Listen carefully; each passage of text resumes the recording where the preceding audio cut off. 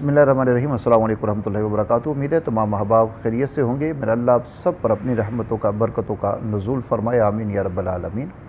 आज का एक बहुत आसान सा और मुख्तसर सा टोटका है जो आपके साथ मैं शेयर करने जा रहा हूँ। ये है पाँव में दर्द के हवाले से। बाज़ लोग ये शिकायत करते हैं कि हमारे पाँव में दर्द रहता है, एड़ियाँ दर्द करती हैं, या पूरा पाँव दर्द करता है, या पाँव के तलवे दर्द करते हैं।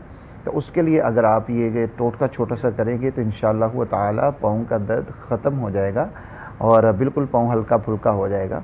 इसके लिए पहले नंबर पे तो आप अपने जूते का भी थोड़ा सा जायज़ा ले लें कि बहुत ज़्यादा सख्त तो नहीं है या बहुत ज़्यादा वज़नी तो नहीं है।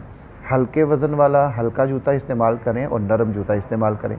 दूसरे नंबर के ऊपर आपने सरसों का तेल लेना है और सरसों के तेल के अंदर, यानी अगर एक पाव सरसों का तेल है तो उसमें तकरीबन 20 जोए जो हैं आपने लहसुन के वो डालकर उसको पका लेना है और उस सरसों के तेल से आपने अपने पाँव के अंगूठे की मालिश करनी है।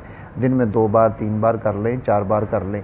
यानी जिस पाँव में दर्द है उस पाँव के अंगूठे की आपने अच्छी तरीके से मालिश करनी है इस तेल के साथ। इंशाअल्लाह ताला अल्लाह के फजल व करम के साथ चंद दिन आप ये काम करेंगे तो पाँव का जो दर्द था वो हमेशा के लिए ख़त्म हो जाएगा और पाँव बिल्कुल हल्का फुल्का हो जाएगा। बहुत से लोगों ने इसको आज़माया है, आप भी ज़रूर आज़माइए। अपना ख्याल रखिएगा, दुआ में याद रखिएगा।